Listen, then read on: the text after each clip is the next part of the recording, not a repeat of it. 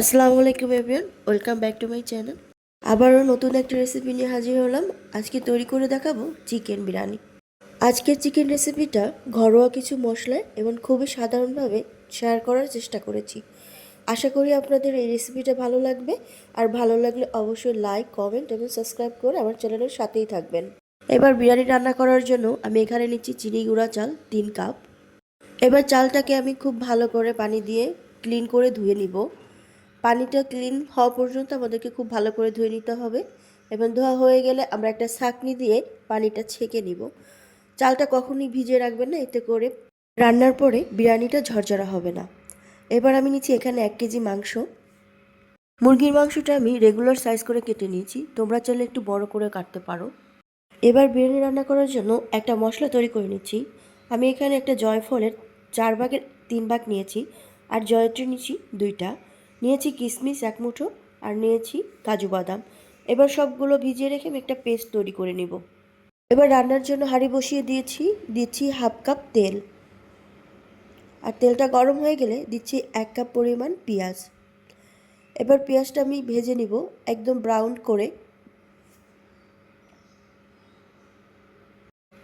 করে ভেজে নেওয়া হয়ে গেলে আমি 1/3 উঠিয়ে রাখছি, পরে ব্রেস্তা হিসেবে ইউজ করব। এবার এখানে দিচ্ছি আমি 1/3 কাপ পেঁয়াজ বাটা, 1 চামচ আদা বাটা, 1 চামচ রসুন বাটা। এবার আমি এই কাঁচা মশলাটাকে একটু ভেজে নিব, এতে করে পেঁয়াজ রসুনের কোনো বাজে স্মেল থাকবে না। এবার আমি এখানে দিচ্ছি 1 টেবিল চামচের মতো লবণ, দিচ্ছি 1 টেবিল চামচের মতো মরিচ গুঁড়া।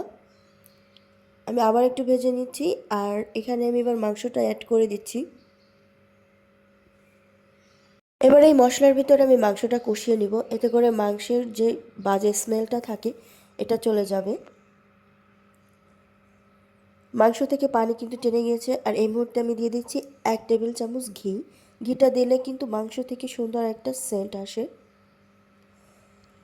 আর ঘি দিয়ে মাংস ভাজার পরে আমি এখানে দিচ্ছি 1 টেবিল চামচ জিরা গুঁড়া। আমি জিরা গুঁড়োটা শেষে ইউজ করি, এতে করে খুব ভালো একটা রেজাল্ট পাওয়া যায়। এবার দিচ্ছি আমি এখানে দই 3 টেবিল চামচ। আমি দইটা খুব ভালো করে ফেটিয়ে নিয়েছি। আর এবার দিচ্ছি সেই বেটে রাখা বাদাম আর কিশমিশের পেস্টটা। এবার আমি এইগুলোর সাথে খুব ভালো করে মাংসটা আবার কষিয়ে নিব। অবশ্যই চেষ্টা করবে বাদাম আর কিশমিশের পেস্টটা দেওয়ার, এতে করে বিরিয়ানির খুব সুন্দর একটা স্মেল আসে। এবার আমি সব গরম মশলাগুলো দিয়ে দিচ্ছি, আর এবার দিচ্ছি আমি 1 কাপ দুধ। এবার ঢাকনা দিয়ে ঢেকে আমি মাংসটাকে সিদ্ধ করে নিব। আর হ্যাঁ, আমি এখানে কিন্তু আগে থেকে ভেজে রাখা আলু অ্যাড করে দিয়েছি, আর এই ভিডিওটা নিতে আমি একদমই ভুলে গিয়েছি। এবার আমি সব কিছু আবার একটু নেড়ে দিচ্ছি যাতে সমানভাবে সিদ্ধ হয়। ঢাকনা দিয়ে ঢেকে আমি ওয়েট করছি পানি শুকিয়ে যাওয়া পর্যন্ত।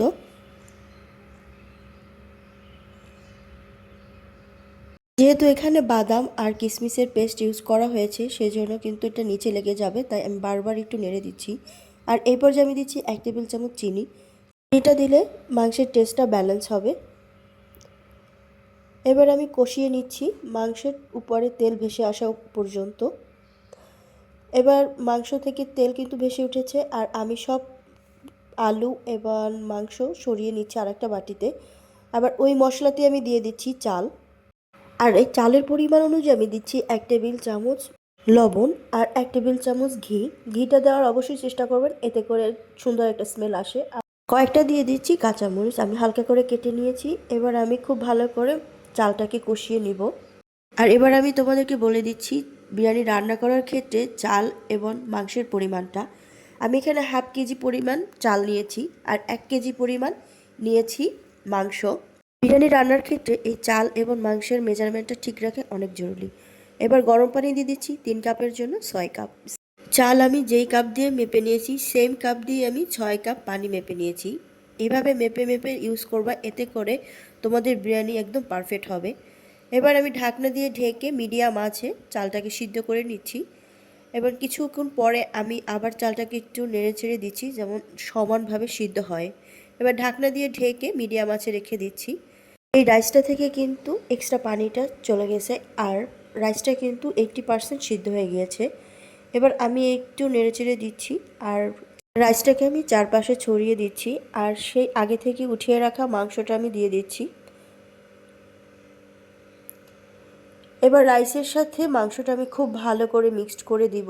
চেষ্টা করবে একটা কাঠের নাড়ুনি দিয়ে নাড়ার, এতে করে রাইসটা দলা পেকে যাবে না। এবার নাড়া হয়ে গেলে আমি এখানে দিয়ে দিচ্ছি কেওড়া জল 2-3 ফোঁটা, এটা অপশনাল। দিয়ে দিচ্ছি 1 চামচ ঘি আর এবার দিয়ে দিচ্ছি হালকা চিনি, চিনিটা অপশনাল। এবার আমি দিয়ে দিচ্ছি সেই ভেজে রাখা পেঁয়াজের ব্রেস্তাটা। এরপর আমি একটা ঢাকনা দিয়ে ঢেকে আমি এই বিরিয়ানিটাকে দমে বসিয়ে দিব। আমি নিচে একটা খুব মোটা একটা তাওয়া দিয়ে তাওয়াটা 5 মিনিট গরম করে আমি একদম মিডিয়াম আঁচে এটা বসিয়ে দিয়েছি 15 মিনিটের জন্য দমে। এবার সার্ভ করে আমি উপরে একটু পেঁয়াজের ব্রেস্তা দিয়ে দিচ্ছি, এতে করে দেখতে কিন্তু খুব সুন্দর লাগে। এবার আমি দেখিয়ে দিচ্ছি যে আমার বিরিয়ানিটার রাইসটা কতটা ঝরঝরে হয়েছে, আর এবার দেখিয়ে দিচ্ছি রাইসটা কত ভালোভাবে সিদ্ধ হয়েছে আর আলুটা খুব ভালো করে সিদ্ধ হয়েছে। আমি চেষ্টা করেছি ঘরোয়া খুবই সাধারণ কিছু মশলা দিয়ে খুব সহজেই একটা বিরিয়ানি রেসিপি শেয়ার করার। আশা করি তোমাদের খুব ভালো লেগেছে, আর ভালো লাগলে অবশ্যই আমার চ্যানেলটা সাবস্ক্রাইব করে আমার চ্যানেলের সাথেই থাকবে। আর আজকের মতো এই পর্যন্তই। সবাই সুস্থ থেকো। আল্লাহ হাফেজ।